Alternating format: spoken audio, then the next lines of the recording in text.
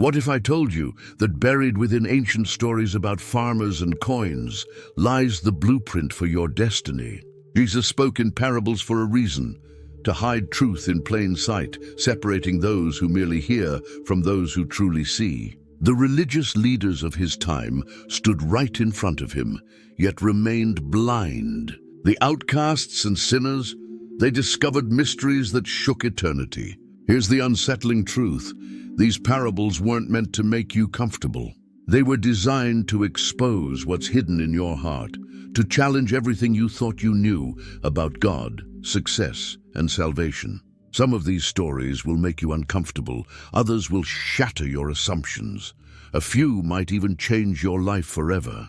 For 2,000 years, these words have separated the seekers from the sleepers. Today, every parable Jesus ever spoke will be unveiled before your eyes. But I must warn you, once you truly understand what Jesus concealed in these stories, you can never see the world the same way again. The question is, are you ready for what's about to be revealed? Picture Jesus sitting by the lake, crowds pressing in from every direction. There are so many people that he can barely move. He steps into a boat, pushes off from shore just a bit, and begins to teach.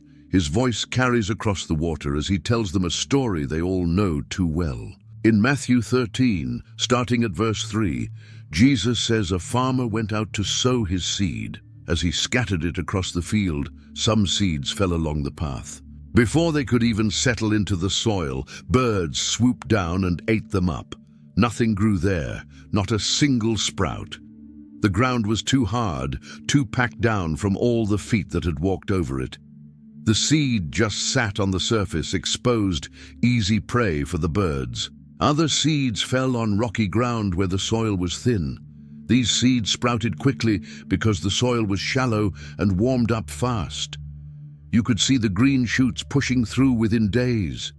It looked promising at first, but when the sun rose and beat down on those young plants, they withered. Their roots had nowhere to go. The rock beneath them made it impossible to dig deep, and without deep roots they couldn't find water. They couldn't survive the heat. They died as quickly as they'd appeared, shriveling up under the relentless sun. Then there were seeds that fell among thorns.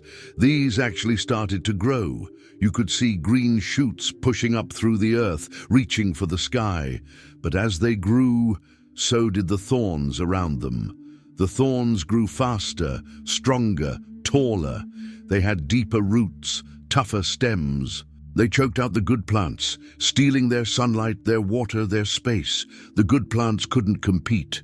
Eventually, those plants produced nothing at all. They withered and died, strangled by the thorns.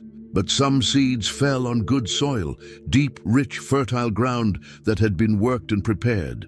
These seeds took root immediately, grew strong and healthy, and produced a crop. Verse 8 tells us that some produced 30 times what was planted, some 60 times, and some even 100 times more.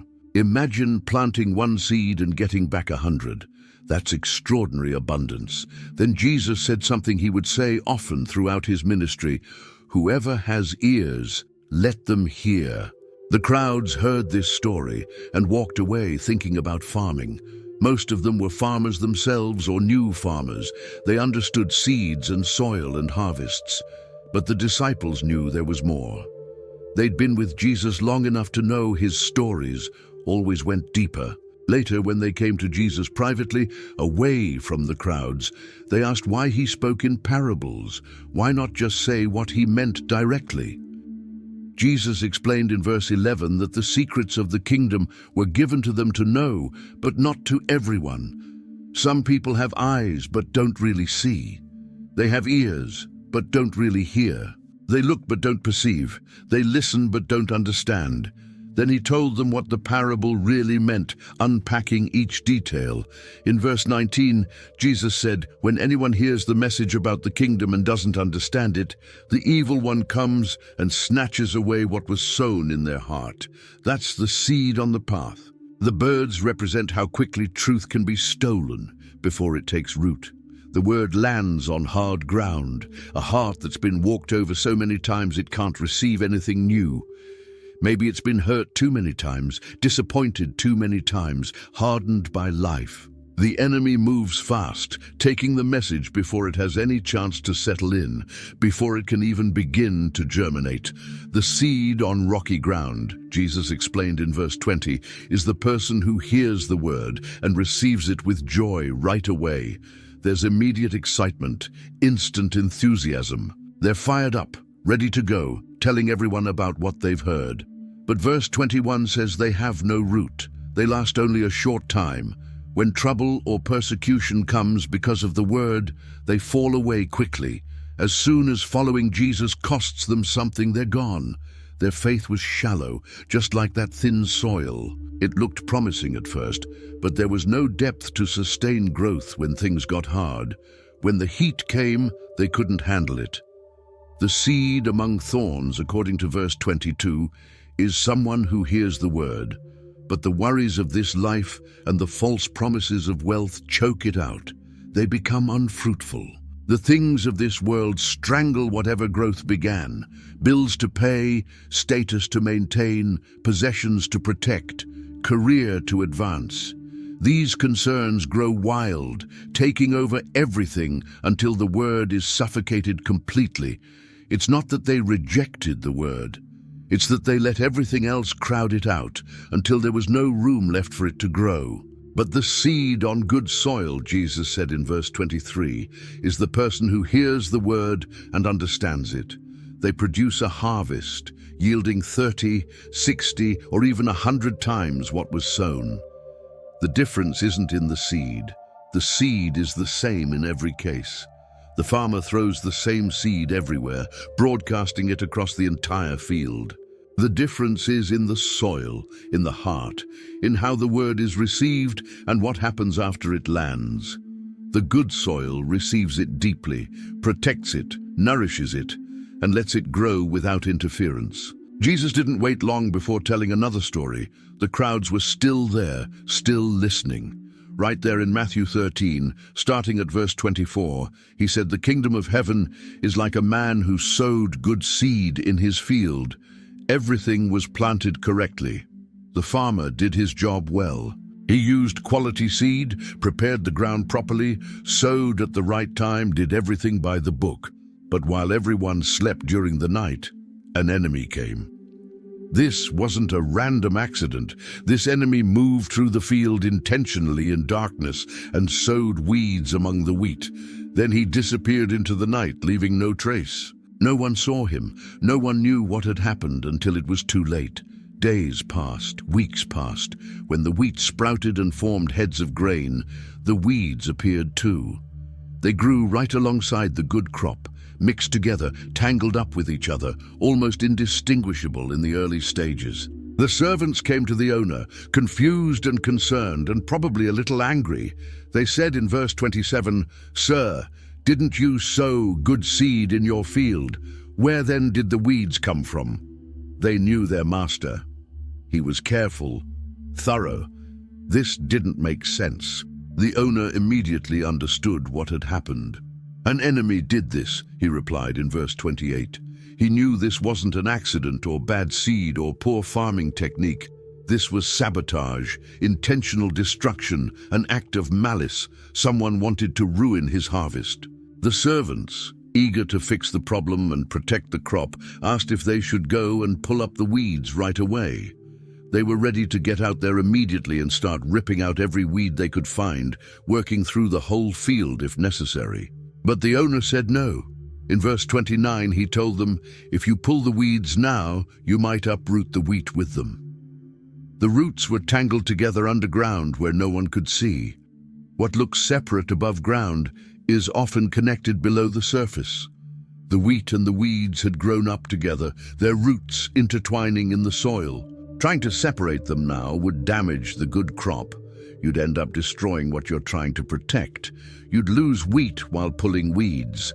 Instead, he gave them different instructions in verse 30. "Let both grow together until the harvest. At that time, I'll tell the harvesters to collect the weeds first and tie them in bundles to be burned. Then gather the wheat and bring it into my barn." The disciples heard this story along with everyone else in the crowd, but they didn't fully understand it. It seemed straightforward on the surface, but they knew Jesus meant something more. Later, after Jesus sent the crowds away, they came to him in private, just the 12 of them. In verse 36, they asked him directly to explain the parable of the weeds in the field. They needed to know what it meant. They needed to understand what Jesus was really saying. Jesus broke it down for them piece by piece, making it crystal clear. The one who sowed the good seed, he said in verse 37, is the Son of Man.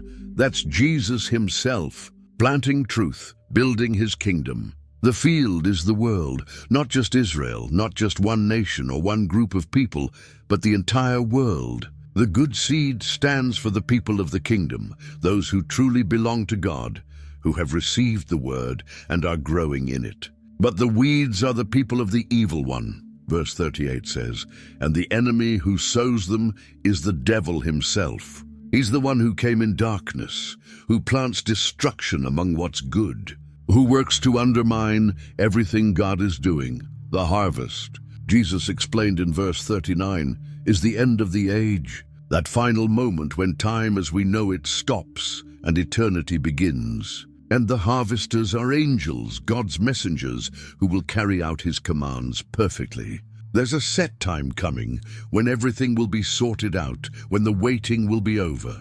Jesus continued in verse 40, explaining that just as the weeds are pulled up and burned in the fire, so it will be at the end of the age. The Son of Man will send out his angels, verse 41 says, and they will remove from his kingdom everything that causes sin, and everyone who does evil. They won't miss anything. They won't make mistakes. They'll throw them into the blazing furnace, where there will be weeping and grinding of teeth. Then verse 43 says, the righteous will shine like the sun in the kingdom of their Father. The separation is coming, but the owner has decided to wait until harvest. Both grow together for now. Jesus kept teaching about the kingdom, piling story upon story, giving them image after image. In Matthew 13, verse 31, he told them another parable. He said, the kingdom of heaven is like a mustard seed that a man took and planted in his field. Now, anyone who worked with plants knew about mustard seeds. They were tiny, almost impossibly small, barely visible. Verse 32 says it's the smallest of all seeds. You could hold dozens of them in your palm and barely feel their weight. If you dropped one in the dirt, you might never find it again. It didn't look impressive. It didn't look like anything that could amount to something significant. It certainly didn't look like the beginning of something great. But when that tiny seed was planted in good soil and started to grow, something remarkable happened. It grew and kept growing until it became the largest of garden plants. It didn't just grow a little bigger than other plants. It grew beyond all proportion to its beginning, dwarfing everything around it. It turned into a tree big enough and strong enough that birds came and perched in its branches. They made nests there, raised their young there, found shelter there from storms and predators. What started almost invisible, what could barely be seen, became something that couldn't be missed, something massive, something that provided shade and safety and a home for many. Jesus immediately told them yet another short parable, not giving them time to fully process the last one. This one is in Matthew 13, verse 33. He said, the kingdom of heaven is like yeast that a woman took and mixed into about 60 pounds of flour. That's a massive amount of dough, enough to feed well over 100 people. This wasn't a small batch for one family's dinner. This was bread for a feast, for a wedding, for a major celebration. The woman took just a small amount of yeast, maybe a handful, and worked it through all that flour, kneading it in thoroughly, spreading it throughout the entire batch. Here's what makes this parable so powerful. You can't see yeast working. It's invisible. You mix it in, and then you wait. You can't watch the process happen. Hidden inside that dough, completely invisible to the eye, the yeast is spreading, multiplying, transforming, causing the whole batch to rise. Hours pass. You come back, and the dough has doubled in size. You didn't see it happen moment by moment. You can't track the yeast moving through the flour. You just see the result when the work is done. What started as a small amount of yeast changed everything it touched from the inside out. It didn't work from the outside in, adding layers or coating the surface. It worked invisibly, quietly, slowly, but completely and thoroughly. Every part of that massive batch of dough was affected and transformed by that small amount of yeast. Nothing remained unchanged. In Matthew 13, verse 44, Jesus told a story about a man walking through a field. This field didn't belong to him. He had no claim to it, no ownership, no rights to anything on it. He was just passing through, maybe working there as a day laborer for someone else, just doing ordinary work on what seemed like an ordinary day. Maybe he was plowing or digging irrigation ditches. Then suddenly, completely unexpectedly, his tool hit something solid, something that wasn't a rock. He dug a little more carefully now and found treasure hidden in the field. We're not told what kind of treasure: gold, silver, jewels, coins. We're not told how it got there or how long it had been buried. Maybe someone hid it during a war and never came back for it. Maybe it had been there for generations, forgotten, waiting to be found.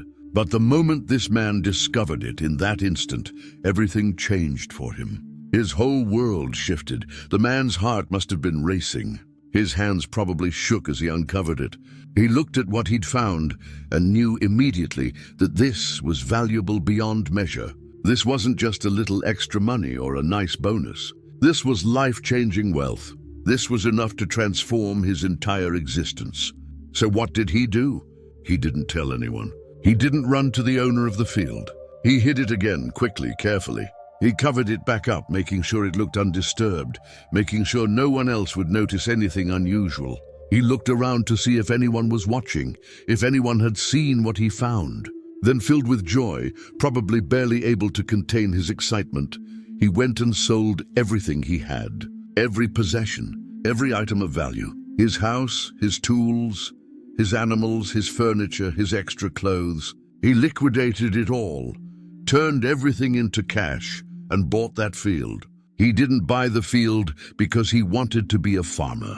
He didn't buy it for the soil quality or the location. He bought it because he knew what was underneath. The treasure buried there was worth more than everything he owned combined, and he knew it without a doubt. There was no hesitation, no second guessing, no wondering if he should keep something back just in case. He saw the value clearly and gave up everything else to possess it. Right after that, in Matthew 13, verse 45, Jesus told another similar story, but with an important difference. This time, it was about a merchant who was looking for fine pearls. This wasn't someone who accidentally stumbled on something while doing other work. This was his profession, his life's work. This was a professional dealer, someone who knew quality, someone who had spent his entire career searching for valuable pearls, buying and selling them, building expertise. He knew what to look for. He understood worth at a glance. He could tell the difference between a good pearl and a great one just by looking at it. He'd probably seen thousands of pearls in his lifetime, handled them, examined them, bought and sold many of them, built up wealth through his knowledge and skill. One day, this experienced merchant, who thought he'd seen everything, found one pearl of extraordinary value, something unlike anything he'd encountered before. Verse 46 says that when he discovered it, he went away and sold everything he had and bought it. Just like the man with the hidden treasure, this merchant recognized immediately that what he'd found was worth more than his entire life's collection. Every pearl he currently owned, every bit of his inventory that he'd accumulated over years, all his wealth built up through successful trading, none of it compared to this one pearl. This single pearl outvalued everything else combined. He didn't hesitate. He didn't try to negotiate a better price or find a way to acquire it while keeping his other assets. He didn't think about keeping some backup wealth in case this turned out to be a mistake. He gave up everything to possess this one pearl. His whole life had been spent preparing him to recognize this moment, and when it came, he knew exactly what to do without doubt or delay. Jesus continued teaching in Matthew 13, and in verse 47, he gave them another picture of the kingdom, another way to understand how things work. He said the kingdom of heaven is like a net that was let down into the lake. The fishermen cast it wide, letting it sink deep into the water, and it caught all kinds of fish. Everything that swam into that net got pulled in, trapped in the mesh. Good fish, bad fish, valuable fish, worthless fish, big ones, small ones, clean ones, unclean ones, fish that could be eaten and fish that couldn't. The net didn't discriminate. It didn't choose or select. It just gathered everything in its path, sweeping through the water and collecting whatever was there. When the net was full, heavy with the catch, verse 48 says, the fishermen pulled it up on the shore. This was hard work, dragging that heavy net full of squirming fish out of the water and onto the beach. Their muscles strained as they hauled it in. Then they sat down and began the careful work of sorting. They collected the good fish in baskets, carefully selecting the ones that could be sold at market or eaten, the ones that were valuable. But the bad fish, they threw those away without hesitation. They separated them, keeping what was valuable and discarding what wasn't worth keeping. The fishermen knew the difference instantly. They'd done this their whole lives. One glance, and they knew which basket each fish belonged in. Then Jesus asked his disciples something important in verse 51.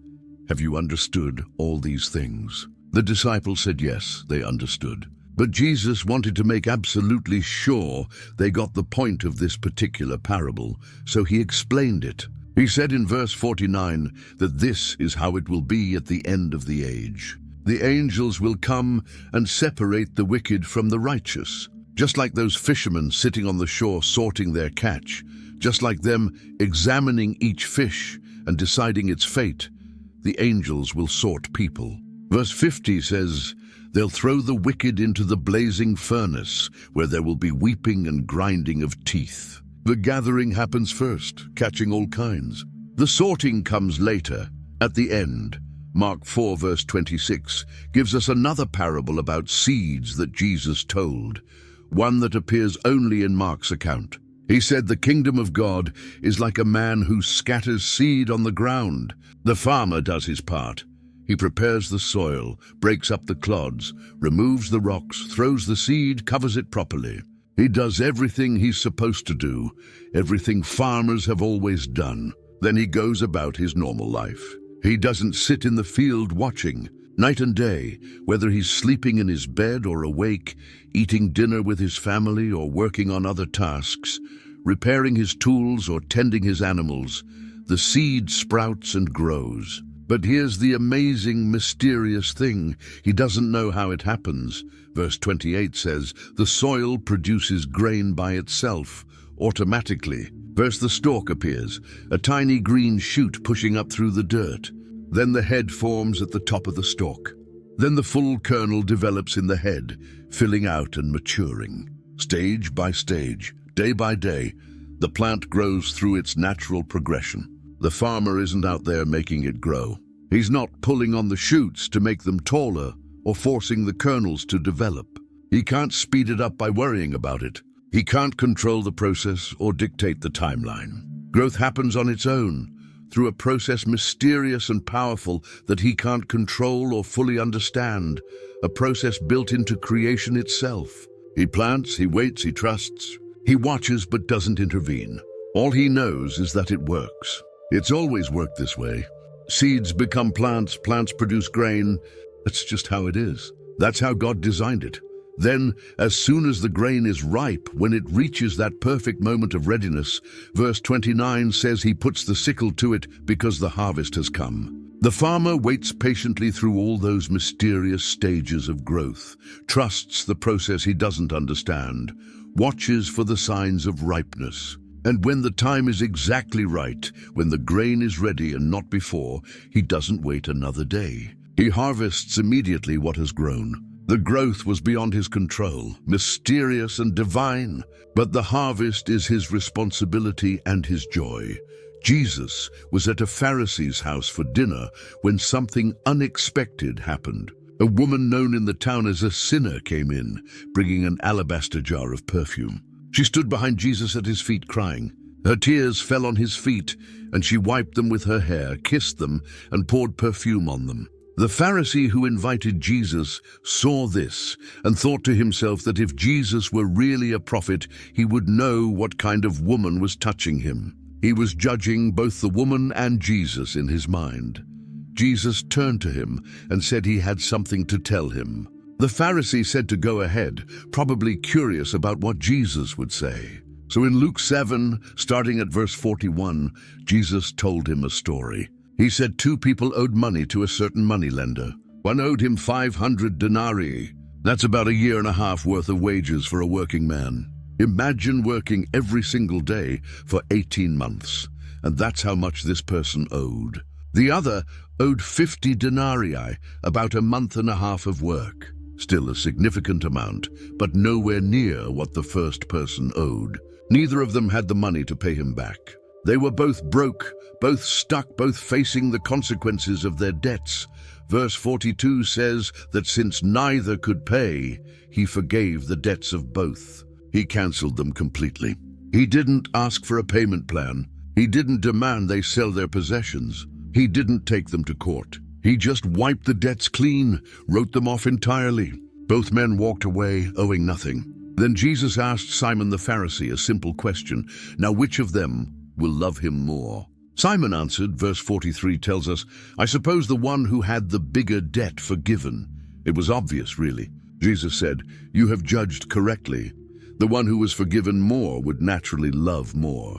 The one who was let off the hook for a massive debt would feel more gratitude, more relief, more overwhelming thankfulness than the one whose smaller debt was cancelled. It's just basic human nature.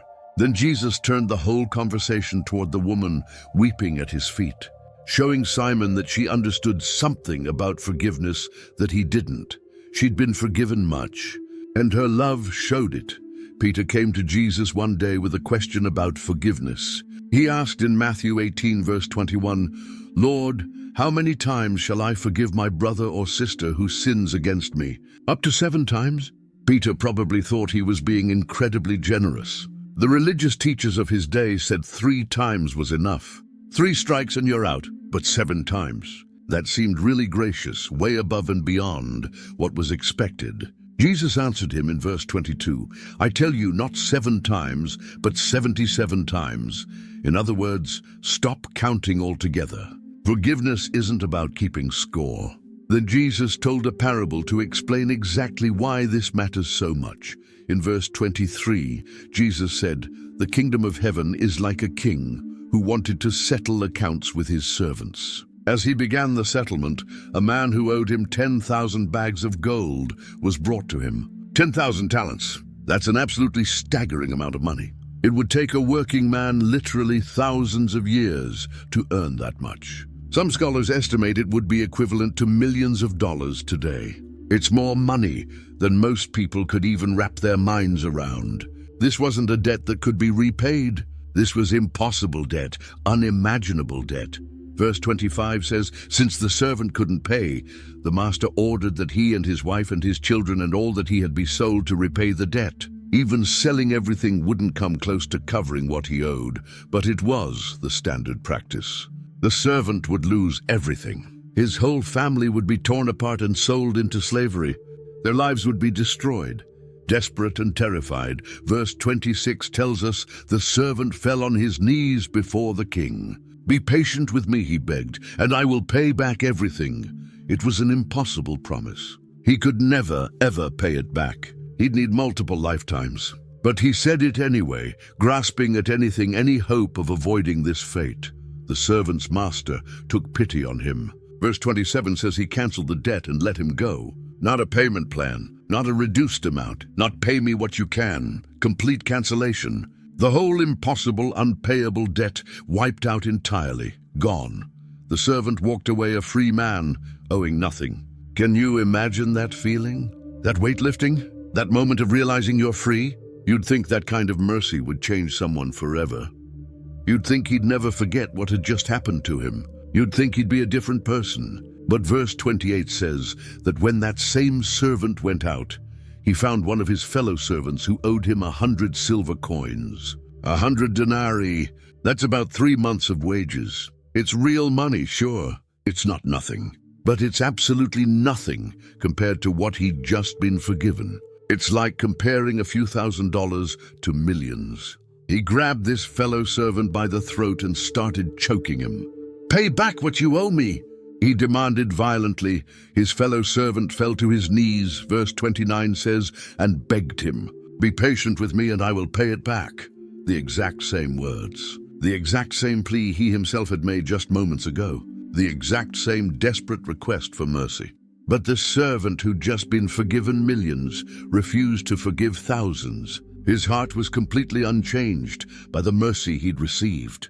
Verse 30 tells us he refused and went off and had the man thrown into prison until he could pay the debt. He showed zero mercy, zero compassion, zero willingness to forgive even a fraction of what he'd been forgiven.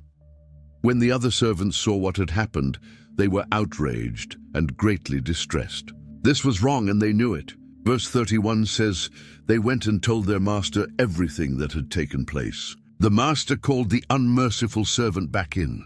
You can imagine the anger on the king's face. Verse 32 records exactly what he said.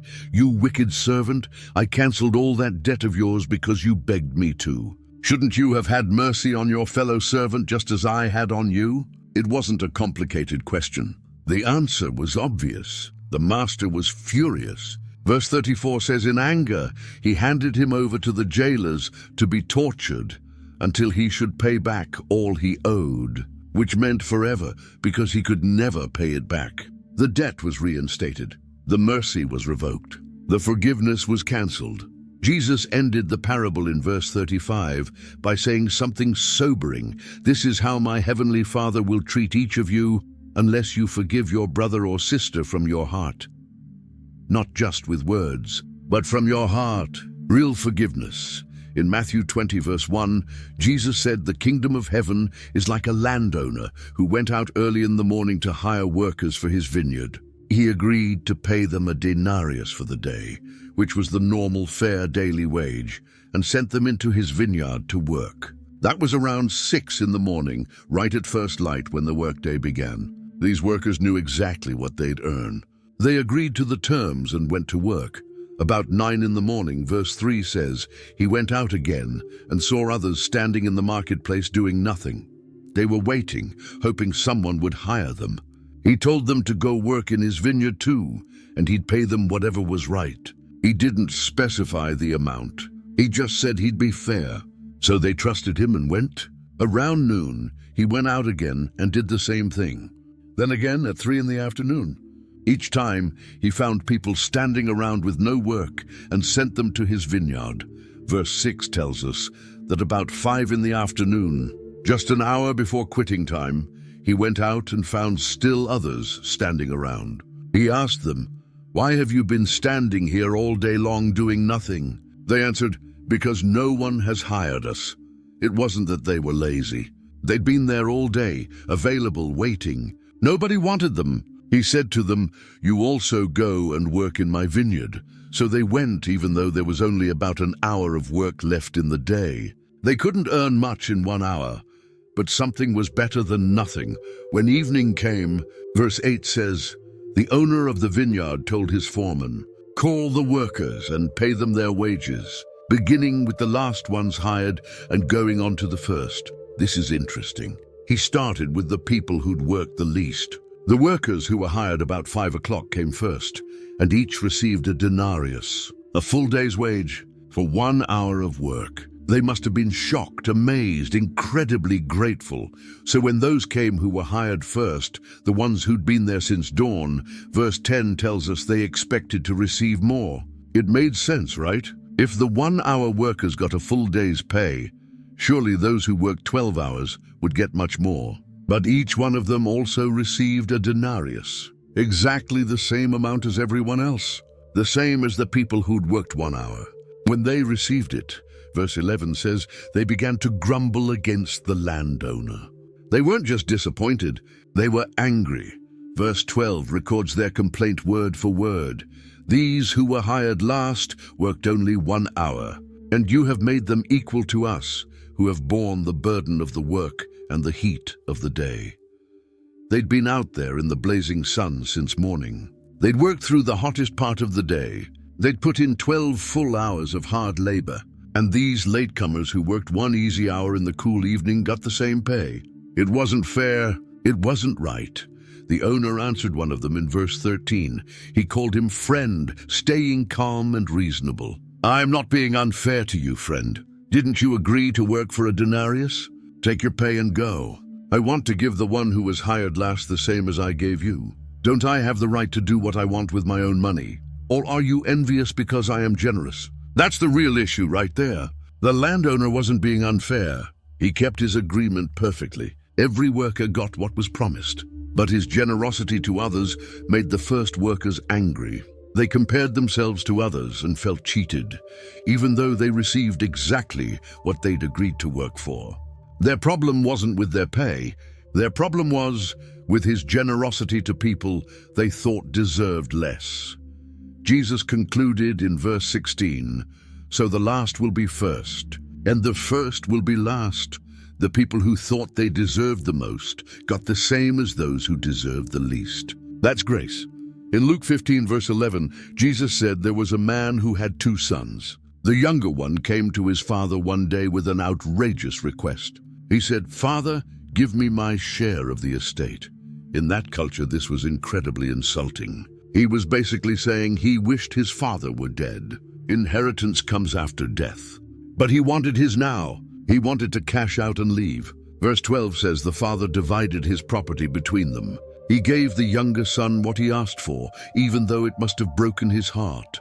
Not long after that, the younger son gathered all he had and set off for a distant country. He didn't just move to the next town. He wanted to get as far away as possible from his father, his family, his home, everything he'd known. Verse 13 says there he squandered his wealth in wild living. He spent everything on parties, pleasure, whatever felt good in the moment. He lived it up, probably thinking this would last forever. But money runs out, especially when you're spending it on nothing of value. When he'd spent everything, verse 14 says, a severe famine hit that whole country, and he began to be in need, real desperate need. The kind where you don't know where your next meal is coming from. He'd gone from wealthy to broke to starving. Verse 15 tells us he went and hired himself out to a citizen of that country who sent him to his fields to feed pigs. This is about as low as a Jewish boy could go. Pigs were unclean animals. Being around them made you unclean. Just touching them went against everything he'd been taught. But he was so desperate, so hungry, he took the job anyway. Verse 16 says, he longed to fill his stomach with the pods that the pigs were eating, but no one gave him anything. He was starving, literally starving, and even the pig food looked good to him. He would have eaten it if they'd let him, but they wouldn't even give him that. This boy who'd had everything now had less than nothing. When he came to his senses, verse 17 says, he started thinking clearly for the first time in a while. He thought about his father's house. Even his father's hired servants had food to spare, and here he was starving to death. Why was he dying out here when servants back home had plenty? So he made a decision. Verse 18 records his plan. I will set out and go back to my father and say to him, Father, I have sinned against heaven and against you. I'm no longer worthy to be called your son. Make me like one of your hired servants.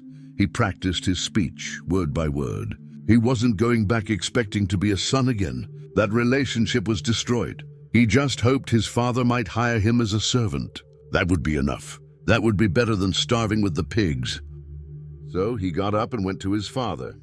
He started the long journey home, probably rehearsing his speech the whole way, preparing for rejection, hoping for the bare minimum. But while he was still a long way off, verse 20 says, his father saw him. His father must have been watching the road day after day, hoping, waiting for his son to come home. And when he saw that figure in the distance, he knew the father was filled with compassion for him. His heart broke with love for this son who'd broken his heart. And then the father did something unthinkable. He ran. A Middle Eastern father didn't run. It wasn't dignified. It wasn't proper. But this father didn't care about dignity. He ran to his son, threw his arms around him and kissed him. The son started his speech in verse 21. "Father, I have sinned against heaven and against you. I'm no longer worthy to be called your son." But the father wasn't listening to speeches. He wasn't interested in the boy working his way back into the family. Verse 22 says the father told his servants, "Quick, bring the best robe and put it on him. Put a ring on his finger and sandals on his feet." The best robe, not work clothes. A ring, a symbol of authority and family. Sandals, because servants went barefoot but sons wore shoes. Every item declared, "You're my son." Then verse 23, "Bring the fattened calf and kill it. Let's have a feast and celebrate." The fattened calf was saved for the most special occasions. This was extravagant celebration. The father explained why in verse 24, "For this son of mine was dead and is alive again. He was lost and is found," and they began to celebrate. Music, dancing, feasting. The whole household rejoiced. Meanwhile, the older son was in the field, working like he did every day. Verse 25 says, when he came near the house, he heard music and dancing. Something was going on. He called one of the servants and asked what was happening. The servant told him in verse 27, "Your brother has come, and your father has killed the fattened calf because he has him back safe and sound." The older brother became angry, verse 28 says. Furious, actually. And he refused to go in. He wouldn't join the party, wouldn't celebrate. His father came out and pleaded with him, begging him to come in. But the older son exploded. Verse 29 records his bitter words, "Look, all these years I've been slaving for you and never disobeyed your orders. Yet you never gave me even a young goat so I could celebrate with my friends. But when this son of yours who has squandered your property with prostitutes comes home, you kill the fattened calf for him." Notice he said, "This son of yours, not my brother." He was distancing himself. And he was keeping score of everything he'd done right and everything his brother had done wrong. He'd been faithful, obedient, hardworking, and what did he get? Nothing special. But the screw-up comes home and gets a party? The father said to him in verse 31, speaking gently, lovingly, "My son, you are always with me, and everything I have is yours. But we had to celebrate and be glad because this brother of yours was dead and is alive again. He was lost and is found." The father called him "my son" and called the younger son "your brother," reminding him of their relationships. And he explained, we had to celebrate. There was no choice. When someone lost comes home, when someone dead comes back to life, you celebrate. Jesus told this next parable in Luke 18 verse 9, specifically to some who were confident of their own righteousness and looked down on everyone else. These were people who thought they had it all figured out spiritually. They knew they were right with God because of what they did, and they knew others weren't. Jesus wanted to challenge that thinking completely. He said, 2 men went up to the temple to pray. One was a Pharisee, a religious leader, someone respected in the community. The other was a tax collector, someone everyone hated. Tax collectors worked for Rome, collected money from their own people, and usually charged extra to line their own pockets. They were considered traitors and thieves. These 2 men went to the same place to pray, but they couldn't have been more different. The Pharisee stood by himself, verse 11 tells us. He separated himself from everyone else, positioning himself where people could see him. And he prayed about himself. His prayer went like this: God, I thank you that I am not like other people, robbers, evildoers, adulterers, or even like this tax collector. He started by comparing himself to others, listing all the things he wasn't. Then verse 12, he listed what he was.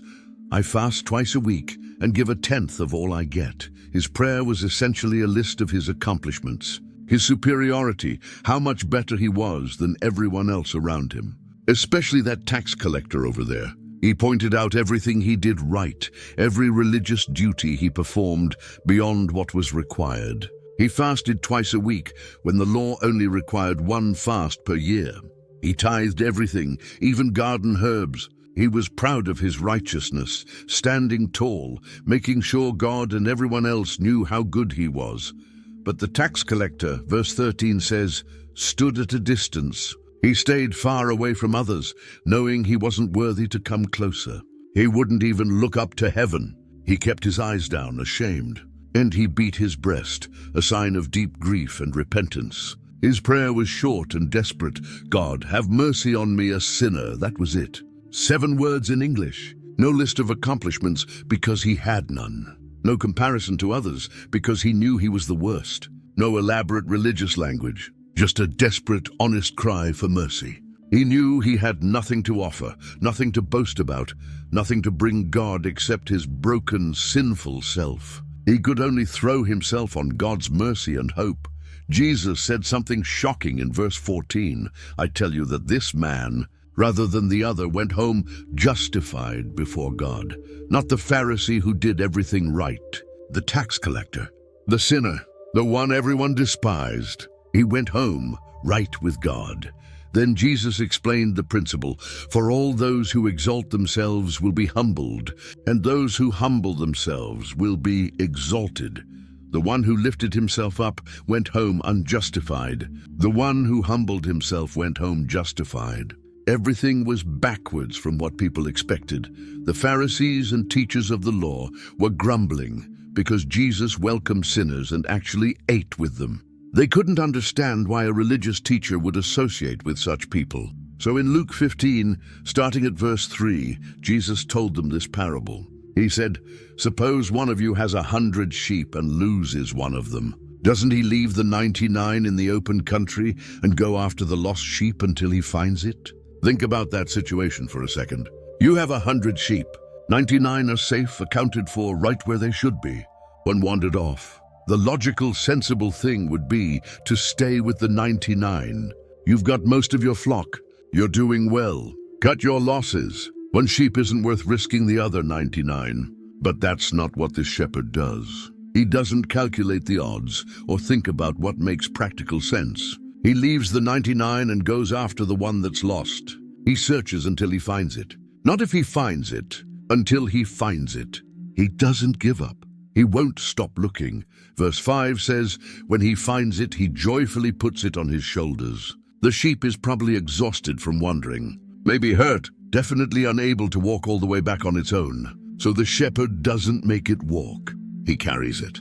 He puts it on his shoulders and carries it home himself. And when he gets home, verse 6 says he calls his friends and neighbors together. He gathers everyone and says, rejoice with me. I have found my lost sheep. He's so happy he can't keep it to himself. He has to share his joy with everyone around him. Jesus told them in verse 7, I tell you that in the same way there will be more rejoicing in heaven over one sinner who repents than over 99 righteous persons who do not need to repent. Heaven throws a party over one lost person who comes home.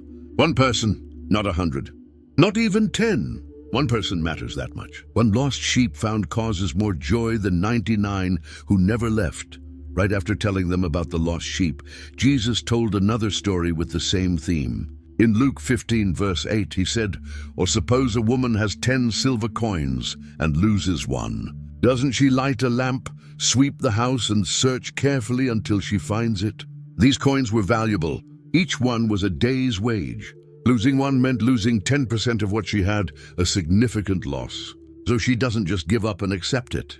She takes action immediately. She lights a lamp because houses back then had small windows and were probably pretty dark inside. She gets her broom and sweeps thoroughly, carefully, moving furniture, checking every corner, looking in every crack and crevice. She searches carefully, methodically, completely determined to find that coin. She won't stop until it's found. Verse 9 says when she finds it, she calls her friends and neighbors together, just like the shepherd did. And she says, rejoice with me. I have found my lost coin. She's so happy, so relieved, so excited that she has to share it with others. She gathers people together to celebrate finding one coin. Then Jesus made the connection in verse 10. In the same way, I tell you, there is rejoicing in the presence of the angels of God over one sinner who repents. Again, that emphasis on one. One lost coin found causes celebration. One sinner who repents causes the angels of God to rejoice. The religious leaders were grumbling about Jesus spending time with sinners, but heaven celebrates when those sinners come home. Jesus was showing them that their values were completely backwards from heaven's values. In Matthew 22, verse 2, Jesus said, "The kingdom of heaven is like a king who prepared a wedding banquet for his son." This was a major event, a royal wedding. The king would spare no expense. He prepared everything, got the best food, the best wine, made sure everything was perfect. Then verse 3 says, he sent his servants to those who had been invited to the banquet to tell them to come. This wasn't a last-minute invitation. These people had been invited previously. They knew about it. Now the servants were sent to tell them everything was ready. It was time to come, but they refused to come. They just said no. Can you imagine? The king invites you to his son's wedding and you refuse. So the king tried again. Verse 4 says he sent some more servants with a more detailed message. "Tell those who have been invited that I have prepared my dinner. My oxen and fattened cattle have been butchered, and everything is ready. Come to the wedding banquet."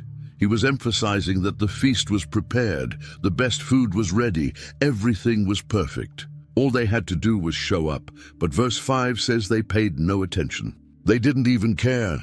They went off to their own things, one to his field, another to his business. They had their own priorities, their own interests, and the king's invitation didn't matter to them. Even worse, verse 6 tells us the rest seized his servants, the ones bringing the invitation, and they mistreated them and killed them. They didn't just decline politely, they attacked and murdered the messengers. It was an act of total rebellion and disrespect. The king was enraged, understandably. Verse 7 says he sent his army and destroyed those murderers and burned their city. They'd rejected his invitation, killed his servants, and now they faced the consequences. But the king still wanted his son's wedding hall to be full. The banquet was ready. Someone was going to enjoy it.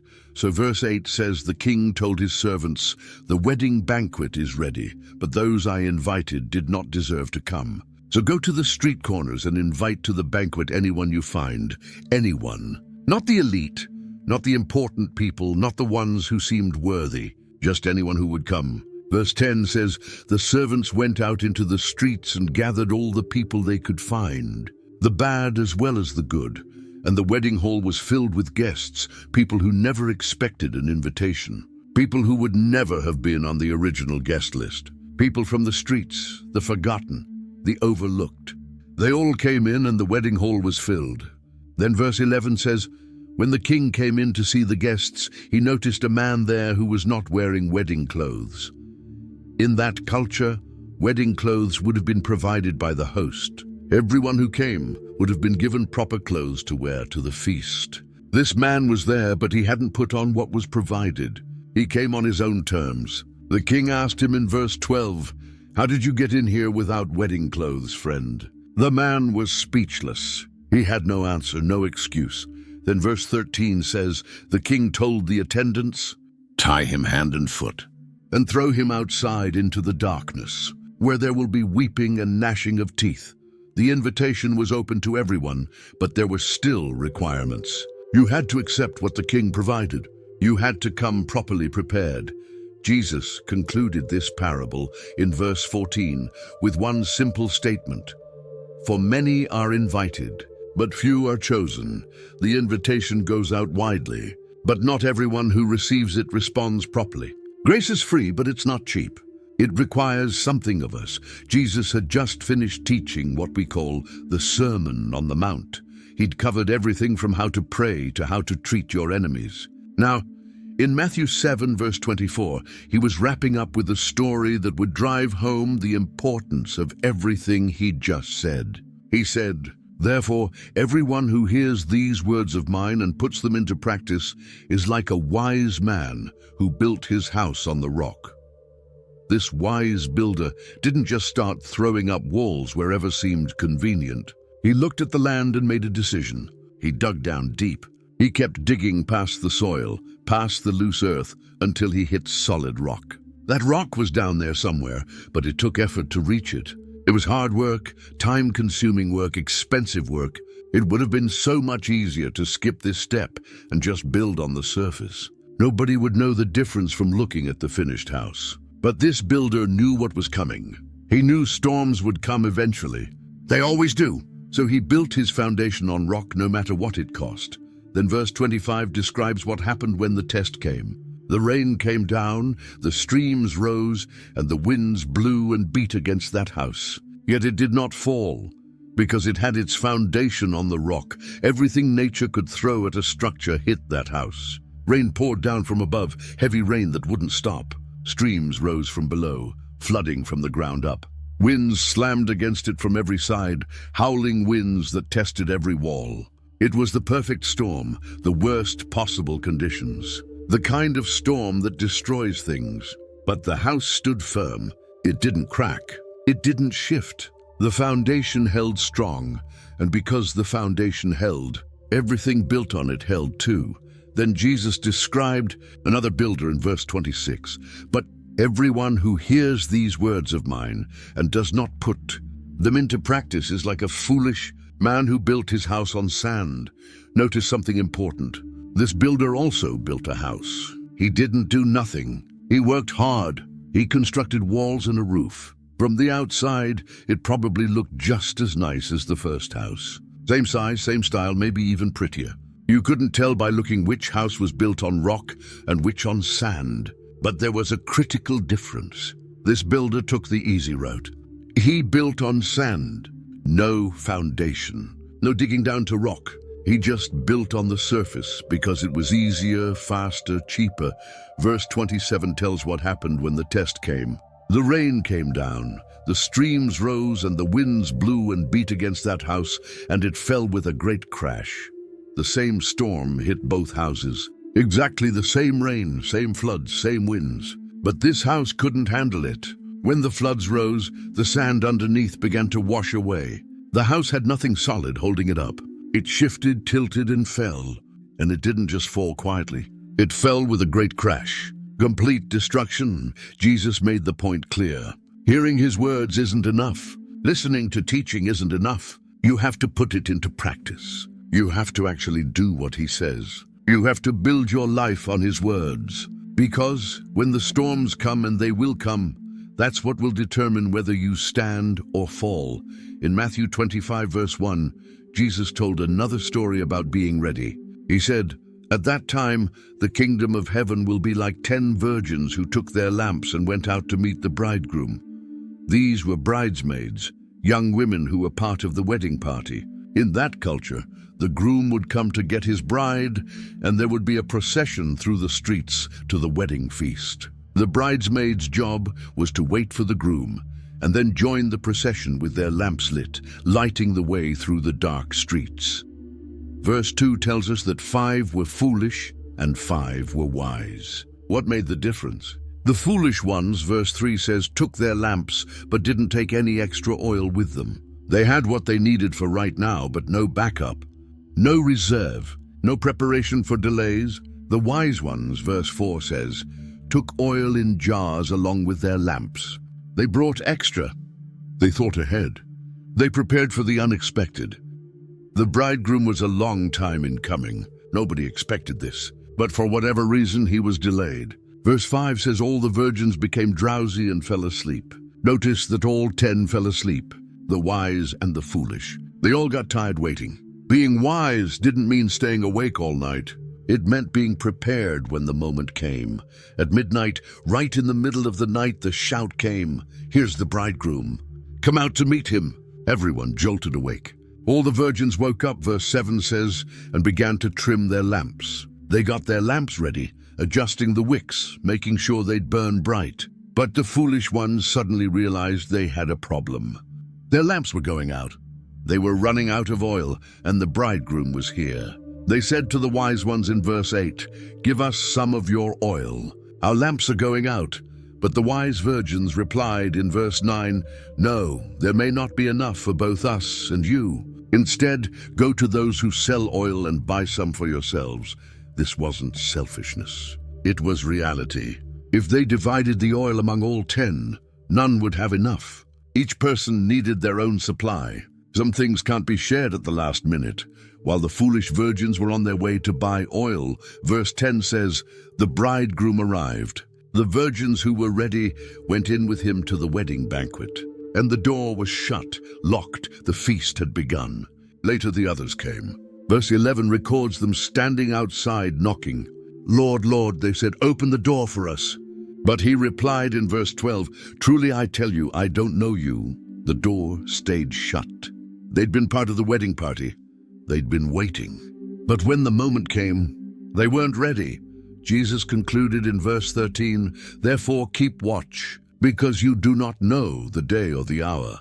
Jesus told another parable in Matthew 25, starting at verse 14. He said, "A man going on a journey called his servants and entrusted his wealth to them. To one he gave 5 bags of gold, to another 2, and to another 1." Verse 15 tells us each according to his ability. He knew his servants. He knew what each could handle.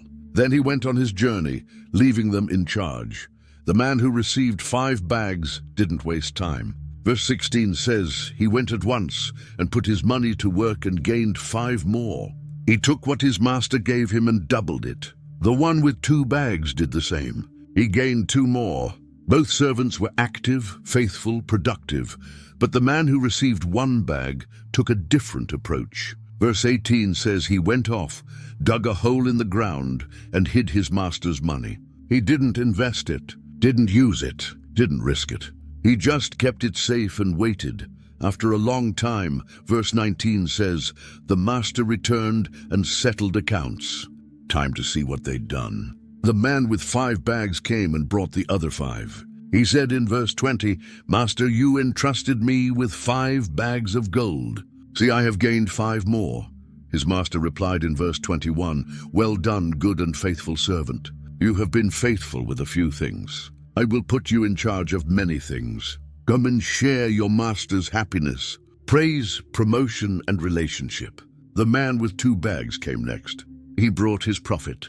His master said the exact same thing in verse 23, same praise, same promotion. It didn't matter that he started with less. What mattered was faithfulness. Then the man who received 1 bag came. Verse 24 records his excuse. "Master, I knew that you are a hard man, harvesting where you have not sown, and gathering where you have not scattered seed. So I was afraid and went out and hid your gold in the ground. See, here is what belongs to you." He blamed his master's character for his inaction. He returned the original amount, thinking that should be enough. The master wasn't pleased. Verse 26 says, "You wicked, lazy servant. So you knew that I harvest where I have not sown and gather where I have not scattered seed. Well then, you should have put my money on deposit with the bankers, so that when I returned, I would have received it back with interest." Even if he was afraid, he could have at least put it in the bank. But he did nothing. Then verse 28 says, "Take the bag of gold from him and give it to the one who has 10 bags. The one who did nothing lost even what he had." Verse 29 explains, "For whoever has will be given more, and they will have an abundance. Whoever does not have, even what they have, will be taken from them." Then verse 30, "And throw that worthless servant outside into the darkness, where there will be weeping and gnashing of teeth." In Matthew 24, verse 45, Jesus asked a question. "Who then is the faithful and wise servant, whom the master has put in charge of the servants in his household to give them their food at the proper time?" He was describing a servant given authority over others. This servant's job was to take care of the household, make sure everyone was fed, manage things properly. Verse 46 says, "It will be good for that servant whose master finds him doing so when he returns. If the master comes back and finds this servant faithfully carrying out his responsibilities, that servant will be blessed." Verse 47 tells us, "Truly I tell you, he will put him in charge of all his possessions." Faithful service leads to greater responsibility. But what if the servant doesn't stay faithful? Verse 48 presents another scenario. But suppose that servant is wicked and says to himself, "My master is staying away a long time." He thinks his master is delayed. He thinks he has time. He thinks no one is watching. So verse 49 says he begins to beat his fellow servants and to eat and drink with drunkards. He abuses his authority. He mistreats the people he's supposed to care for. He indulges himself instead of doing his job. The master of that servant, verse 50 says, will come on a day when he does not expect him, and at an hour he is not aware of. The master returns suddenly without warning. Verse 51 tells what happens. He will cut him to pieces and assign him a place with the hypocrites, where there will be weeping and gnashing of teeth. The punishment is severe. The servant who abused his position faces judgment. In Luke 19, verse 11, people thought the kingdom of God was going to appear right away. So Jesus told them a parable. He said a man of noble birth went to a distant country to have himself appointed king and then to return. Before he left, verse 13 says, he called 10 servants and gave them 10 minas. A mina was about 3 months' wages. He told them, put this money to work until I come back. Then he left. But his subjects hated him. Verse 14 says, and sent a delegation after him to say, we don't want this man to be our king. They rejected him outright. Still, he was made king anyway, verse 15 tells us, and he returned home. Then he sent for the servants to find out what they had gained. The first one came and said in verse 16, Sir, your mina has earned 10 more. 1 mina had become 11. He'd multiplied it 10 times. The king said to him in verse 17, well done, my good servant. Because you have been trustworthy in a very small matter, take charge of 10 cities. Faithful with a little money, so now he gets to govern 10 cities. Massive promotion. The second came and said in verse 18, Sir, your mina has earned 5 more. His master answered in verse 19, you take charge of 5 cities. Again, faithful service led to huge responsibility. Then another servant came. Verse 20 records what he said, Sir, here is your mina. I have kept it laid away in a piece of cloth. I was afraid of you because you are a hard man. You take out what you did not put in and reap what you did not sow. He wrapped it up, hid it, did nothing with it. He blamed his fear for his inaction. His master replied in verse 22, I will judge you by your own words, you wicked servant. You knew, did you, that I am a hard man, taking out what I did not put in and reaping what I did not sow? Why then didn't you put my money on deposit so that when I came back I could have collected it with interest? If he really believed the master was harsh, that should have motivated him to do something. But he did nothing. Then verse 24 says, the king told those standing by, take his mina away from him and give it to the one who has 10 minas. The servants objected in verse 25, Sir, he already has 10. But the king replied in verse 26, I tell you that to everyone who has, more will be given. But as for the one who has nothing, even what they have will be taken away. Jesus was teaching his disciples about being ready. In Luke 12 verse 35 he told them, be dressed ready for service and keep your lamps burning, like servants ready to work at any moment, with their robes tucked up and lamps lit, always ready, always alert. Verse 36 says, be like servants waiting for their master to return from a wedding banquet, so that when he comes and knocks, they can immediately open the door for him. These servants don't know exactly when the master will return, but they're waiting, watching, ready to respond the instant he arrives. Then Jesus said something surprising in verse 37. It will be good for those servants whose master finds them watching when he comes. Truly, I tell you, he will dress himself to serve, will have them recline at the table and will come and wait on them. The master serves the servants. Complete reversal. The faithful servants who stayed ready received this incredible honor. Verse 38 continues, it will be good for those servants whose master finds them ready, even if he comes in the middle of the night or toward daybreak. The timing doesn't matter. The readiness matters. Then Jesus made the point clear in verse 39. But understand this, if the owner of the house had known at what hour the thief was coming, he would not have let his house be broken into. You don't know when a thief will come. If you knew, you'd be ready. But you don't know, so you have to always be ready. Verse 40 says, you also must be ready, because the Son of Man will come at an hour when you do not expect him. In Luke 13, verse 6, Jesus told a parable about a man who had a fig tree planted in his vineyard. He came looking for fruit on it but didn't find any. This wasn't the first time. Verse 7 says, he told the man who took care of the vineyard, "For 3 years now, I've been coming to look for fruit on this fig tree and haven't found any. Cut it down! Why should it use up the soil? 3 years is a long time to wait.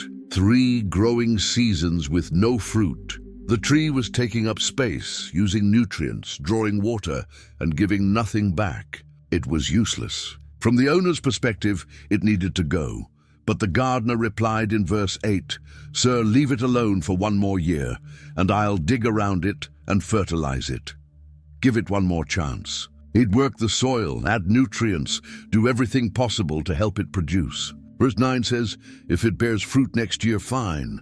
If not, then cut it down 1 more year, 1 more opportunity. The gardener was willing to invest more time and effort. But there was a limit.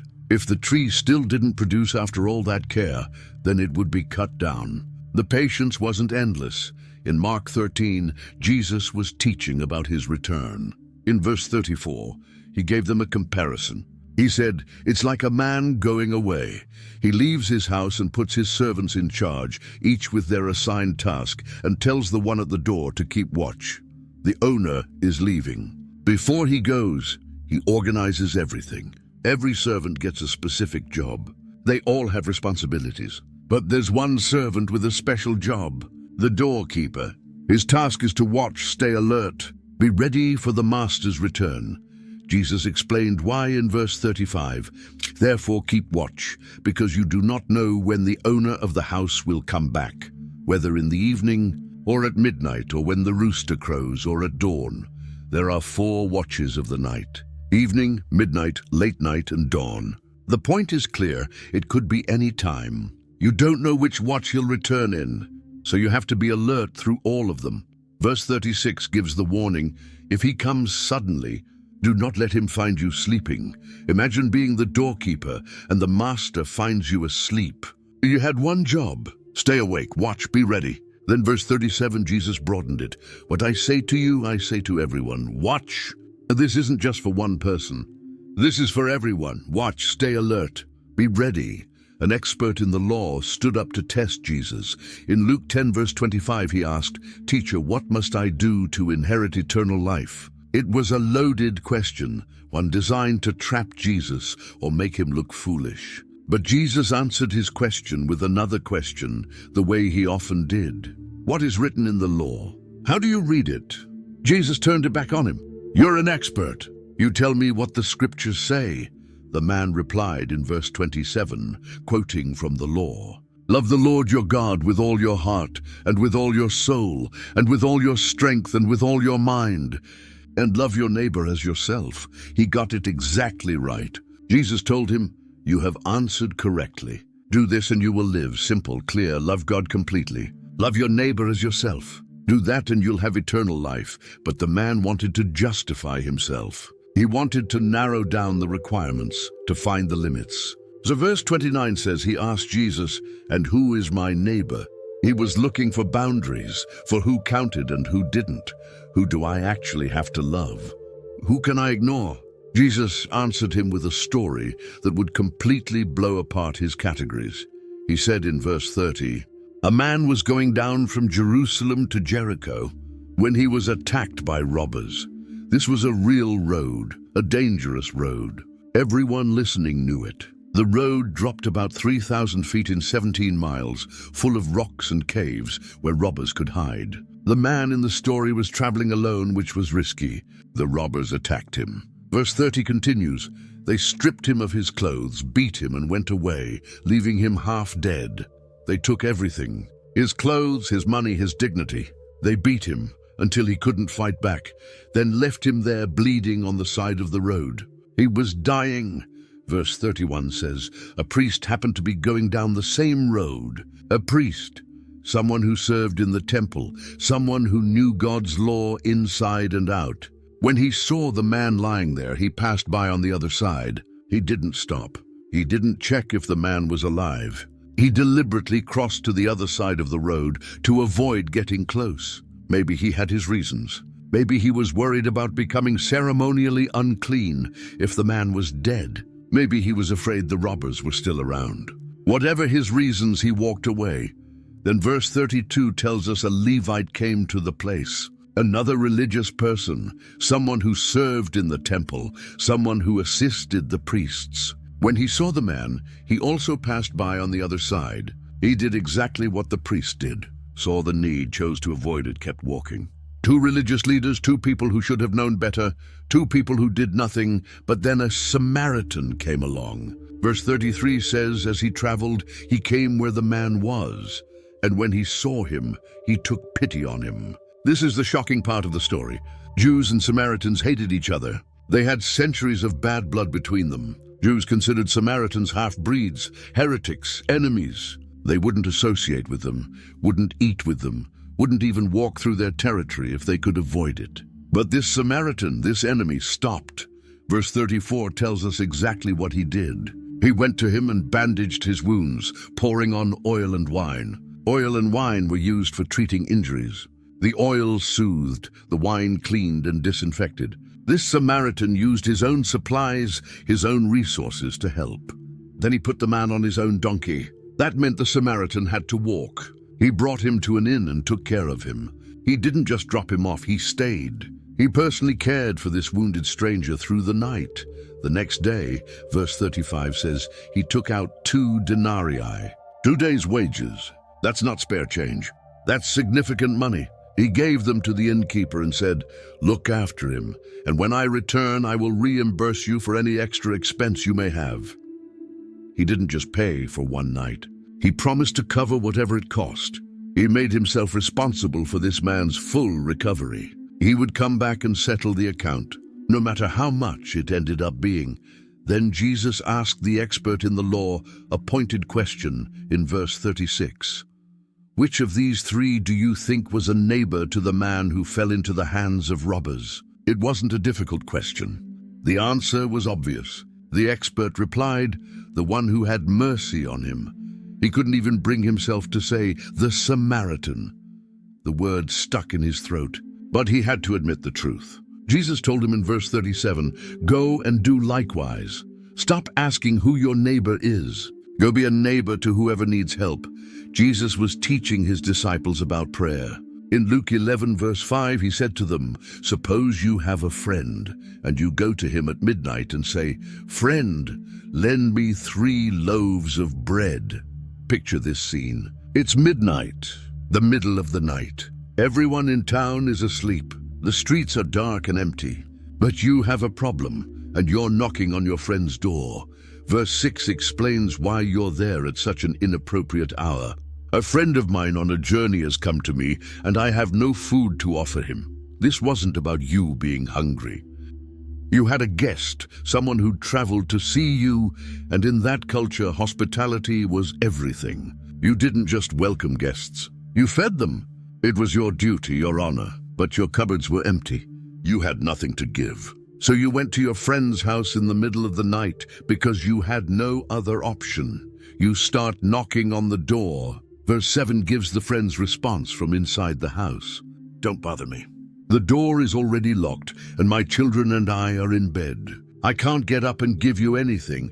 Everything about this response makes perfect sense. It's the middle of the night. The whole family is sleeping. In those small houses, everyone slept in the same room. Getting up would wake the children. The door was already locked and bolted, which took some effort to secure. Coming to answer it would be a hassle.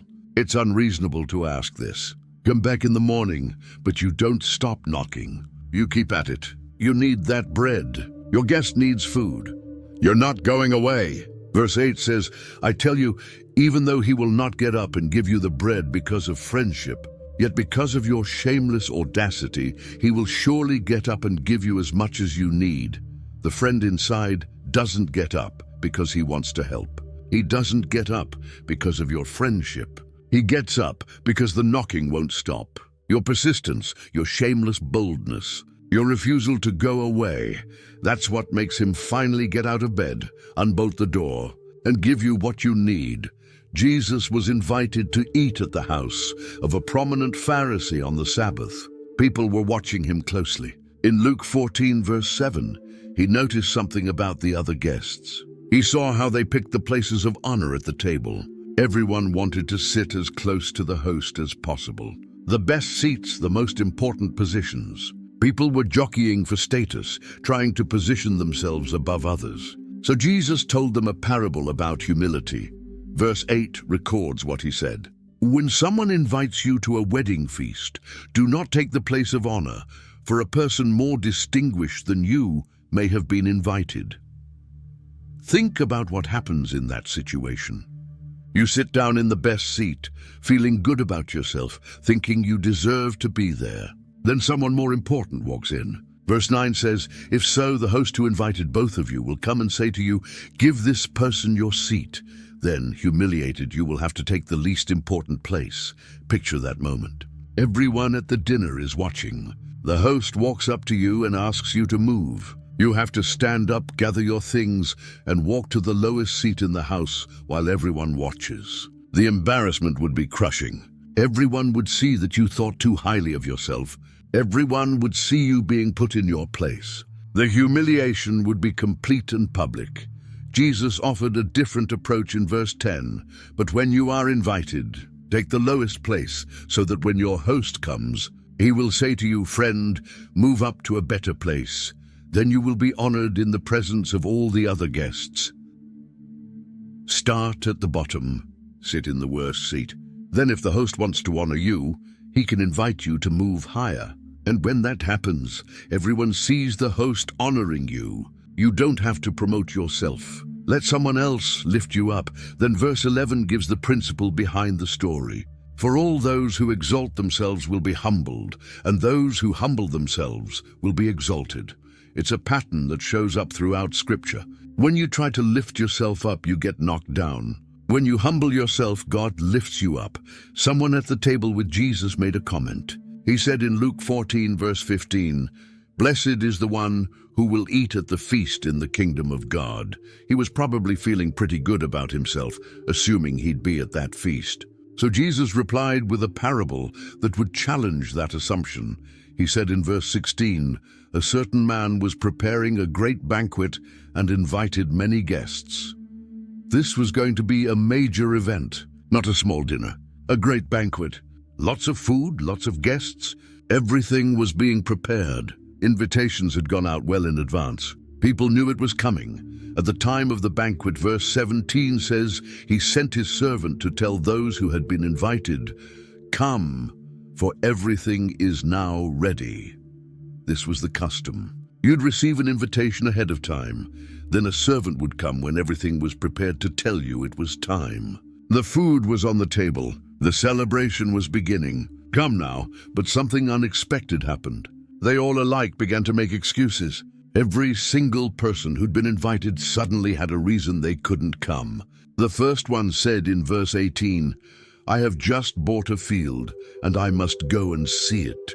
Please excuse me. He'd bought property and needed to inspect it. The second said in verse 19, I have just bought 5 yoke of oxen, and I'm on my way to try them out. Please excuse me. He had new livestock to test. Another said in verse 20, I just got married, so I can't come. Each person had something they considered more important than the banquet. The servant came back and reported all this to his master. The owner of the house became angry. Verse 21 says he ordered his servant, go out quickly into the streets and alleys of the town and bring in the poor, the crippled, the blind, and the lame. If the invited guests wouldn't come, he'd fill his house with people who had nothing, people who never expected an invitation to a great banquet, people who would be thrilled and grateful for the meal. The servant did what he was told. Then he came back and said in verse 22, Sir, what you ordered has been done, but there is still room. The house still wasn't full. There was space for more. So verse 23 records the master's next instruction. Go out to the roads and country lanes and compel them to come in so that my house will be full. Go beyond the town. Go to the highways where travelers walk. Go to the country lanes. Find people out there and make them come. Insist. Persuade them. Fill every seat in my house. Then verse 24 gives the master's final declaration. I tell you, not one of those who were invited will get a taste of my banquet. The door was closed to the original guests. They had their chance, and they refused it. Now they were shut out. In Luke 18, verse 1, Jesus told his disciples a parable specifically to show them that they should always pray and not give up. Prayer requires persistence. It requires refusing to quit. So Jesus told them about a judge and a widow. He said in verse 2, "In a certain town there was a judge who neither feared God nor cared what people thought." This judge had no accountability to anyone. He didn't care about God's opinion. He didn't care what people in the town thought of him. He didn't fear consequences. He just did whatever he wanted. That's a dangerous person to have in power. Verse 3 introduces a widow in that same town who kept coming to him with the same plea over and over. "Grant me justice against my adversary." She had a legal case. Someone had wronged her, cheated her, taken advantage of her. She needed the judge to rule in her favor, to give her justice. But she had no power, no influence, no money to bribe him with, no connections to pressure him. She was a widow, which meant she was vulnerable and alone in that society. For some time, verse 4 says, he refused. He ignored her. He dismissed her case. He didn't care about her problem, but she kept coming. She wouldn't give up. She wouldn't go away. Finally, he said to himself, "Even though I don't fear God or care what people think, yet because this widow keeps bothering me, I will see that she gets justice, so that she won't eventually come and attack me." Verse 5 in some translations has different wording. Some say, "Wear me out" instead of "attack me." The Greek phrase literally means, "Give me a black eye." Whether it's physical or metaphorical, the point is clear. Her constant coming was exhausting him. She was beating him down with her persistence. He couldn't get rid of her. Finally, just to make her stop, just to get some peace, he gave her what she needed. He granted her justice, not because he cared about what was right, but because she wouldn't leave him alone. Then Jesus made the application in verse 6. He said, "Listen to what the unjust judge says. Pay attention to this. If even an unjust judge who doesn't care about God or people will eventually give justice to someone who keeps asking, what does that tell you about God?" Verse 7 asks, "And will not God bring about justice for his chosen ones who cry out to him day and night? Will he keep putting them off?" God isn't like that judge. God actually cares. God actually wants to help his people.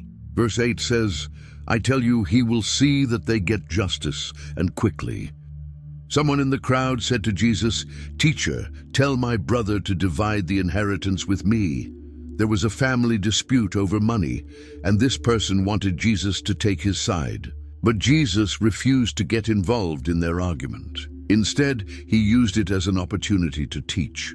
In Luke 12, verse 15, he said to everyone listening, "Watch out! Be on your guard against all kinds of greed. Life does not consist in an abundance of possessions." Then he told them a parable to illustrate the point. Verse 16 says, "The ground of a certain rich man yielded an abundant harvest." Notice that the text doesn't say he worked harder or was smarter than other farmers. The ground just produced. It was a good year. But this abundance created a problem for him. He had so much grain he didn't have anywhere to put it all. Verse 17 records him thinking to himself, talking it through. "What shall I do? I have no place to store my crops." Then he came up with a solution. Verse 18 says, "This is what I'll do. I will tear down my barns and build bigger ones, and there I will store my surplus grain." He'd demolish his current storage and build new, larger barns. That would solve the space problem. But he didn't stop there. Verse 19 records the rest of his plan. "And I'll say to myself, you have plenty of grain laid up for many years. Take life easy. Eat, drink, and be merry." His whole plan revolved around himself. Count how many times he says "I" and "my" in these verses. My crops, my barns, my grain, I will do this. I will say to myself. He was talking to himself, planning for himself, storing up for himself. He thought he had everything figured out. Years and years of security. Time to relax and enjoy life. But God had a different perspective.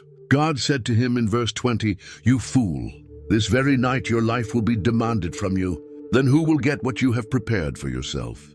He didn't have years. He didn't even have days. He had hours. That very night, he would die. All his planning, all his building, all his storing up was for nothing. He was about to leave it all behind, and someone else would get everything he'd accumulated. Jesus concluded the parable in verse 21 with a sobering statement. This is how it will be with whoever stores up things for themselves, but is not rich toward God.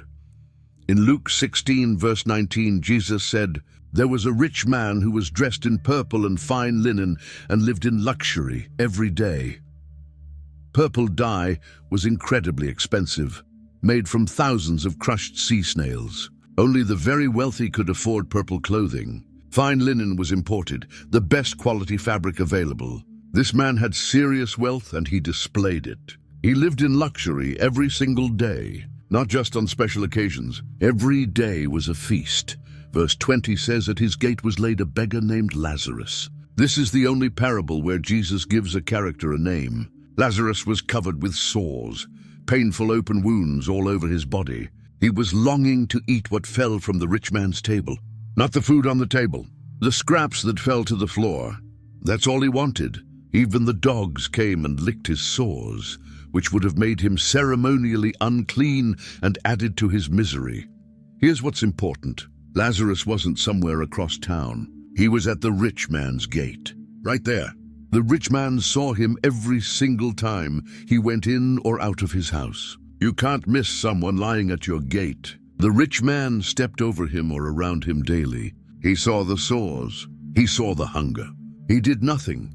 The time came when the beggar died, verse 22 says, and the angels carried him to Abraham's side. Abraham's side was another way of saying paradise, the place of honor and comfort. Lazarus, who had nothing on earth, who suffered every day, was honored in death. Carried by angels to the place of blessing, the rich man also died and was buried.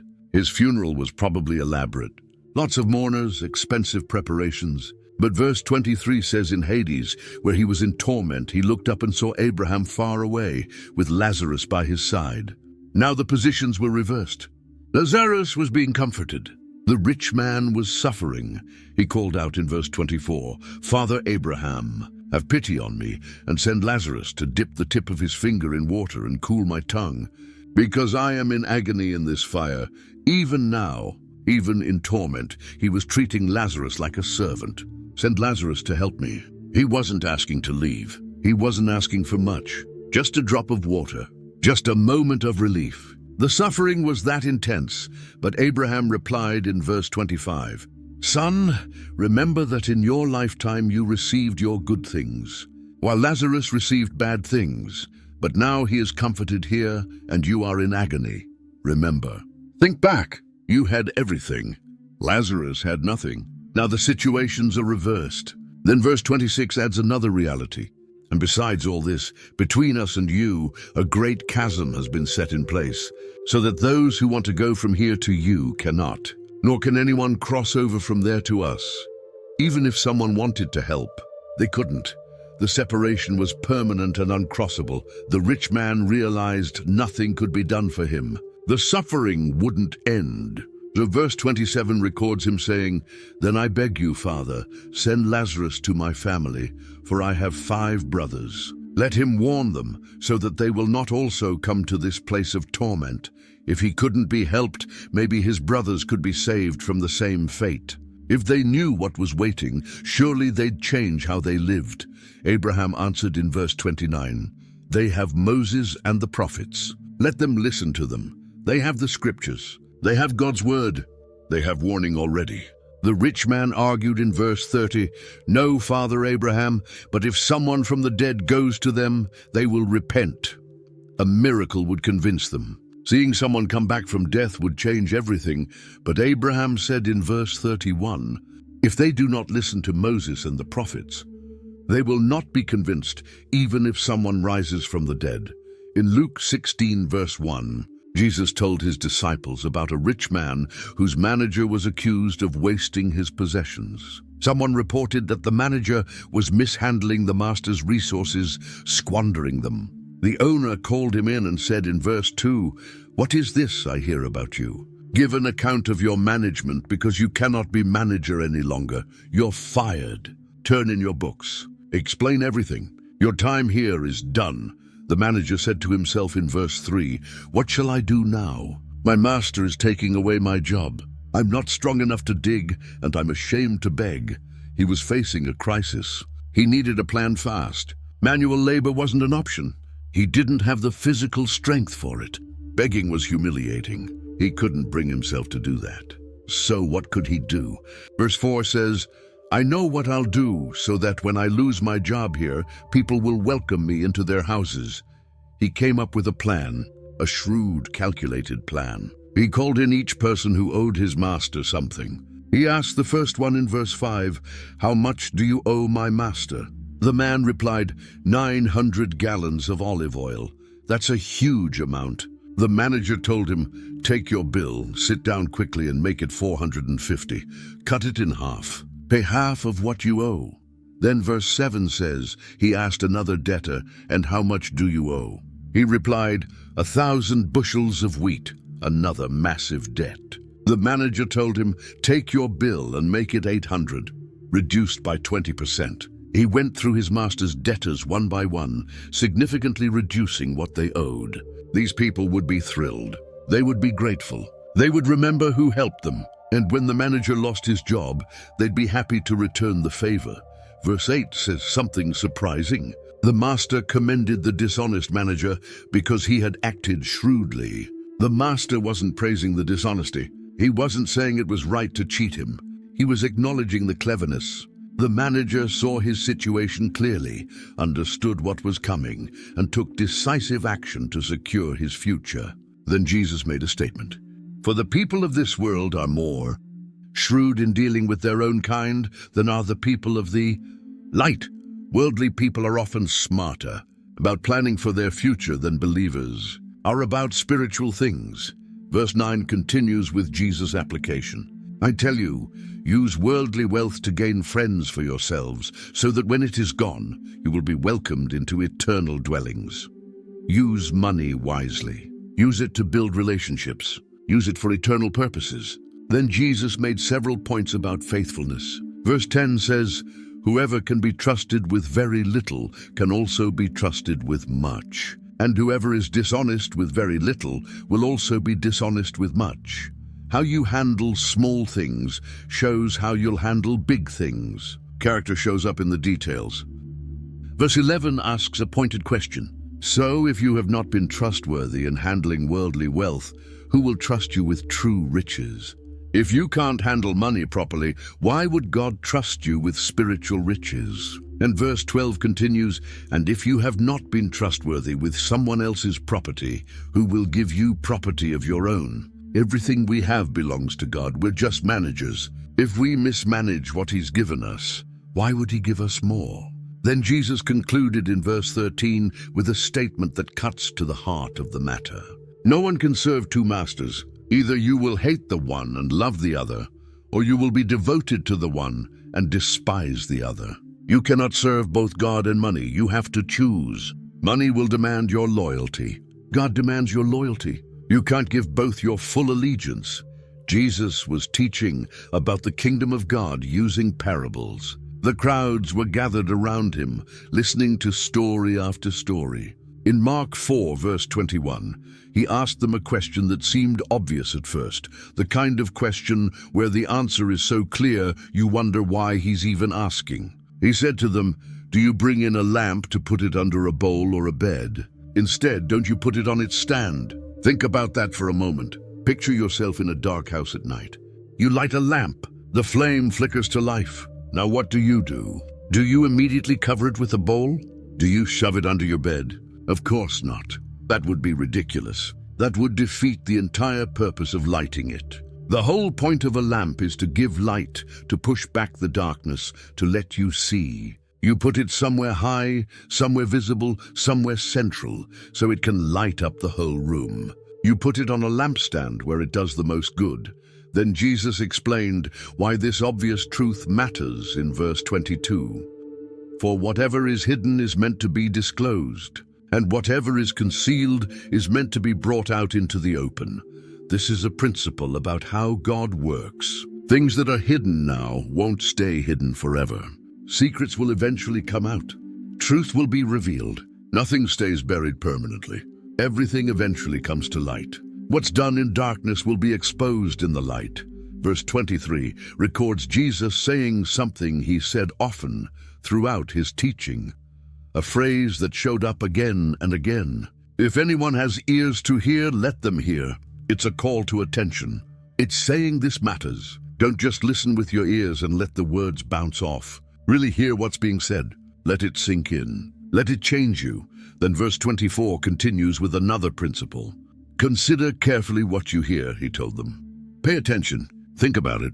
Don't be passive. With the measure you use, it will be measured to you, and even more. The standard you apply to others will be applied to you. The way you judge will be the way you're judged. But there's more. Verse 25 adds, whoever has will be given more. Whoever does not have, even what they have, will be taken from them. The principle is clear and consistent with other things Jesus taught. If you use what you're given, you'll receive more. If you respond to the light you have, more light will come. If you take the truth you know and live by it, share it, act on it, you'll grow in understanding. But if you ignore it, if you hide it, if you refuse to use it, even the little you have will be taken away. Light unused becomes darkness. Truth ignored becomes deception. John's disciples came to Jesus with a question that had been bothering them. They'd noticed something about how Jesus and his disciples lived, and it didn't match what they were used to. They fasted often. The Pharisees fasted often, but Jesus' disciples didn't seem to fast at all. Why was that? What made them different? Jesus gave them an answer, and then he told two short parables to make his point even clearer. In Matthew 9, verse 16, Jesus said, no one sews a patch of unshrunk cloth on an old garment, for the patch will pull away from the garment, making the tear worse. This was common sense to anyone who worked with fabric, to anyone who'd ever tried to repair clothing. Everyone listening would have understood immediately. If you take new cloth that hasn't been washed yet, cloth that hasn't shrunk yet, and you sew it onto an old garment to cover a hole, what happens the first time you wash it? The new patch shrinks. It pulls tight. It tears away from the old fabric around it. And instead of fixing the tear, you've made it bigger. You've created a worse problem than you started with. You've ruined the garment even more. Then verse 17 gives the second image, another everyday illustration that made perfect sense to his audience. Neither do people pour new wine into old wineskins. If they do, the skins will burst.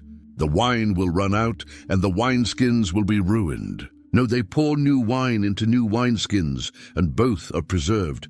Wineskins were made from animal hide, usually goat skin. When wine is first made, it's still fermenting. It's active. It expands.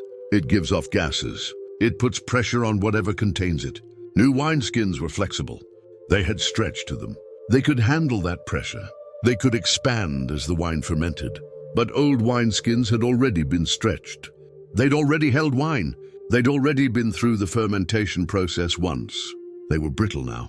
They'd lost their flexibility. They couldn't stretch anymore. Pour new wine into old wineskins, and the pressure would burst them.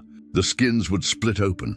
You'd lose the wine, it would pour out onto the ground, and you'd destroy the wineskins too. You'd lose everything. So what do? You pour new wine into new wineskins.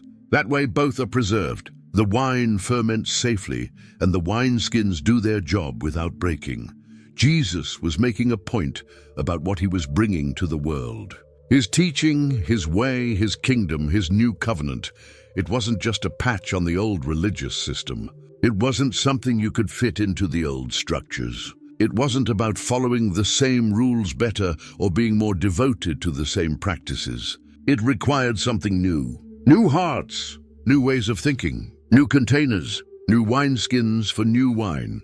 Peter came to Jesus with a question about forgiveness that had probably been on his mind for a while. In Matthew 18, verse 21, he asked, Lord, how many times shall I forgive my brother or sister who sins against me? Up to 7 times. You can hear in the question that Peter thought he was being really generous here. The religious teachers of his day said you had to forgive someone 3 times. 3 strikes and you're out. After that, you were done. You'd fulfilled your obligation. But Peter was willing to go further. 7 times seemed really gracious, way beyond what was required. Jesus answered him in verse 22, and his answer must have shocked Peter. I tell you, not 7 times, but 77 times. Some translations say 70 times 7, which would be 490 times. Either way, the point was the same. Jesus wasn't giving a new number to count to. He wasn't saying keep track until you hit 77 and then you're done. He was saying stop counting altogether. Stop keeping track. Stop putting limits on forgiveness. Stop asking when you've done enough. This is the same teaching Jesus gave when he told the parable of the unmerciful servant earlier, the one who was forgiven millions but wouldn't forgive thousands. But Peter's question here shows why this teaching is so important. It's because we naturally want limits. We want to know when we're done. We want to know when we've forgiven enough. We want to know when we're justified in holding a grudge. But Jesus says there's no limit. You keep forgiving every single time, no matter how many times someone hurts you, no matter how many times they do the same thing. You forgive. Why? Because that's how God forgives you. God doesn't keep count. God doesn't say, I've forgiven you 3 times for that. Now you're on your own. God's forgiveness is unlimited, endless, always available. And since you've received that kind of forgiveness, that's the kind of forgiveness you give to others. Jesus was hungry. It was early morning and he hadn't eaten yet. In Matthew 21, verse 18, as he was on his way back to the city, he felt the hunger. He saw a fig tree by the road, standing there with its leaves visible from a distance. So he went up to it, expecting to find some fruit to eat. Verse 19 says he found nothing on it except leaves. Just leaves, no figs, no fruit at all. Just a tree that looked healthy from far away, but had nothing to offer when you got close. So Jesus said to it, "May you never bear fruit again." He spoke directly to the tree, cursing it. And immediately, right there in front of the disciples, the tree withered. The leaves dried up. The branches died. The whole tree went from looking alive to completely dead in moments. The disciples saw this happen right in front of them. They were walking with Jesus. They'd seen him approach the tree. They'd heard him speak to it. And now they watched it die. Verse 20 says, when they saw it, they were amazed. They were shocked. They asked, how did the fig tree wither so quickly? They just watched a living tree become a dead tree in seconds. That got their attention. They wanted to understand what had just happened. Jesus replied in verse 21, but his answer wasn't really about the tree. Truly, I tell you, if you have faith and do not doubt, not only can you do what was done to the fig tree, but also you can say to this mountain, go, throw yourself into the sea, and it will be done. The point wasn't about killing trees. The point was about faith and what faith can do. With faith, real faith, faith without doubt mixed in, you can do things that seem impossible. You can speak to mountains and they'll move. You can command things and they'll obey. Verse 22 makes it even clearer and more direct. If you believe, you will receive whatever you ask for in prayer. Faith and prayer go together. They're connected. Believing prayer is powerful prayer. Prayer filled with doubt doesn't accomplish much. But prayer filled with faith moves mountains. The tree withered because Jesus spoke to it with complete authority and faith. Mountains move when that kind of faith speaks. Jesus was teaching in the temple courts. The chief priests and elders had just challenged his authority, demanding to know who gave him the right to teach and do what he was doing. Jesus answered their question with a question, and they couldn't answer him. Now he was telling them parables. And these parables were hitting very close to home. In Matthew 21, verse 33, he said, listen to another parable. There was a landowner who planted a vineyard. This landowner didn't just buy land and leave it empty. He invested in it. He developed it. He put a wall around it to protect it from animals and thieves. He dug a wine press in it so the grapes could be processed right there. He built a watchtower so someone could watch for thieves and for the right time to harvest. He did everything necessary to make this vineyard productive and successful. Then he rented the vineyard to some farmers and moved to another place. He entrusted it to tenants who would work it and give him his share of the crop. Time passed. The vineyard grew. The grapes ripened. Verse 34 says, when the harvest time approached, he sent his servants to the tenants to collect his fruit. He wasn't asking for all of it. He wasn't being unreasonable, just his share, what was rightfully his, according to their agreement. But the tenants refused, more than refused. They attacked. They seized his servants. Verse 35 tells us they beat one servant. They killed another one. They stoned a third. They violently rejected the messengers who came to collect what belonged to the owner. This was rebellion. This was theft. This was violence, so the owner tried again. Verse 36 says, he sent other servants to them, more than the first time. Surely they wouldn't attack more servants. Surely they'd realize this was serious. But the tenants treated them the same way.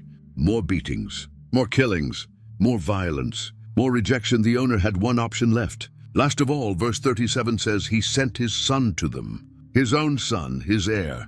They will respect my son, he thought. Surely they wouldn't dare harm his son. The son represented the owner himself. The son had the owner's full authority. They'd have to listen to him.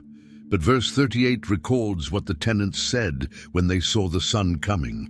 This is the heir. Come, let's kill him and take his inheritance.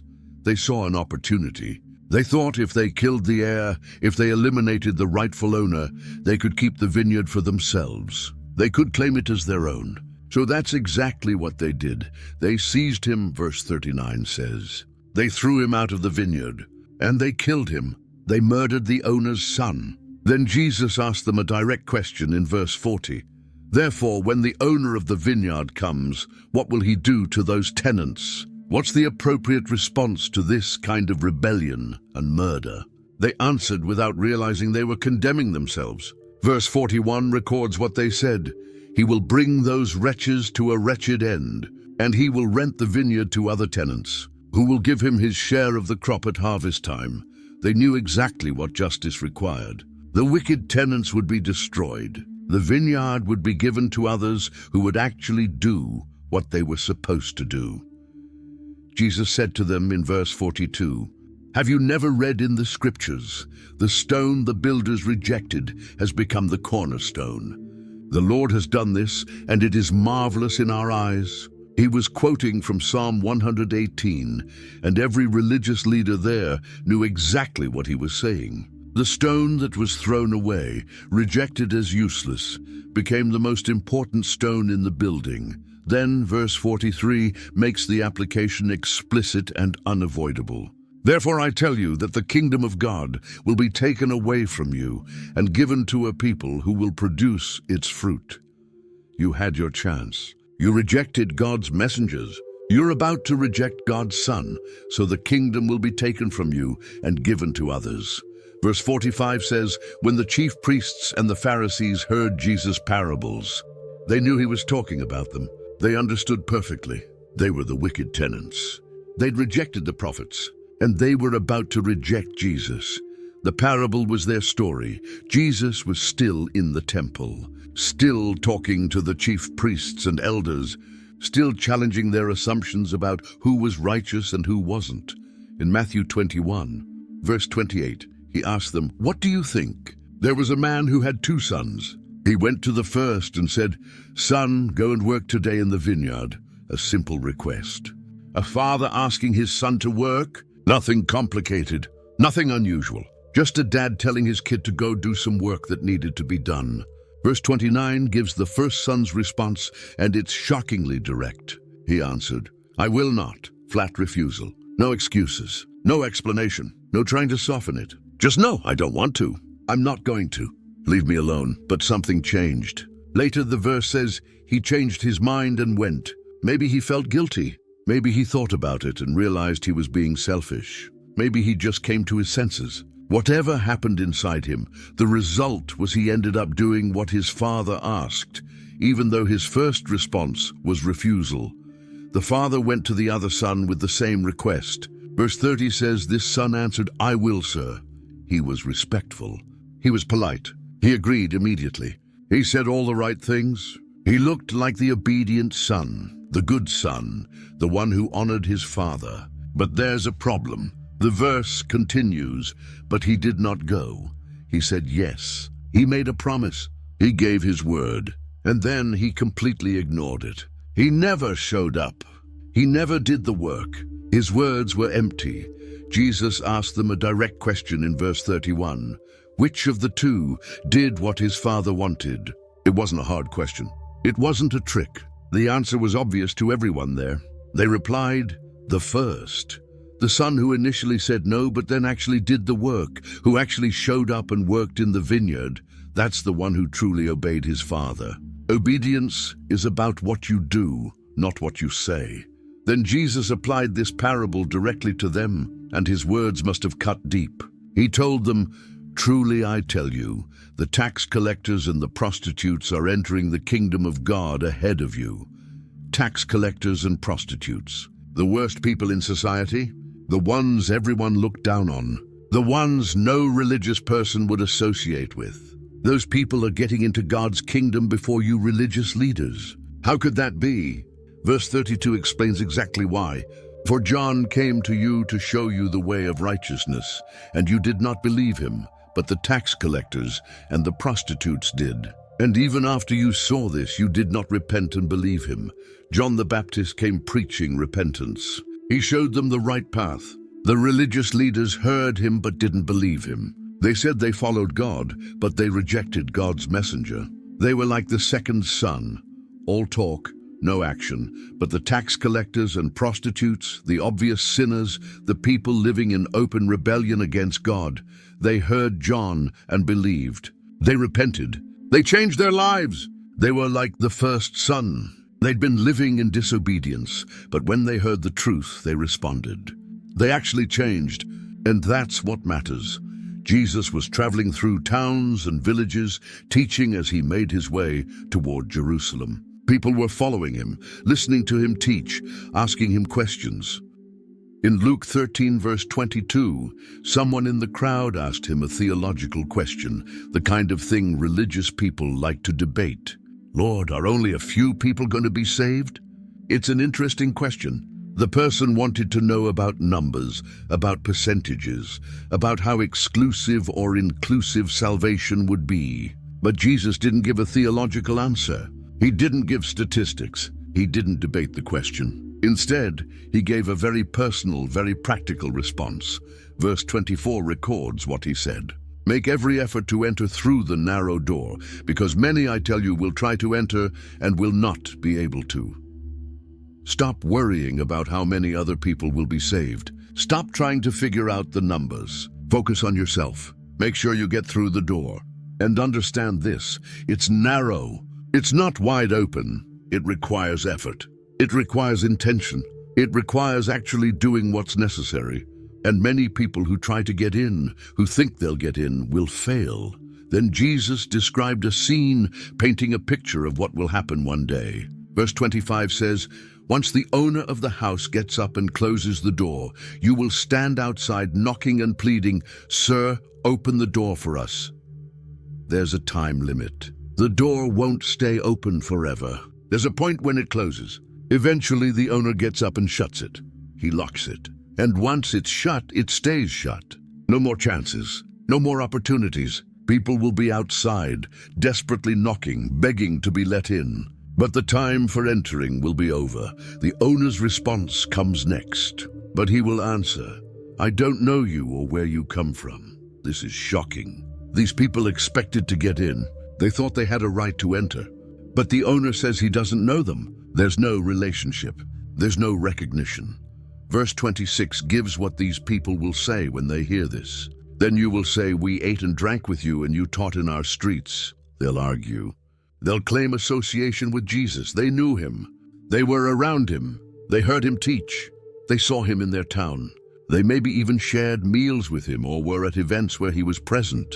Surely that counts for something. Surely proximity to Jesus, exposure to his teaching, being in the same place as him, surely that's enough.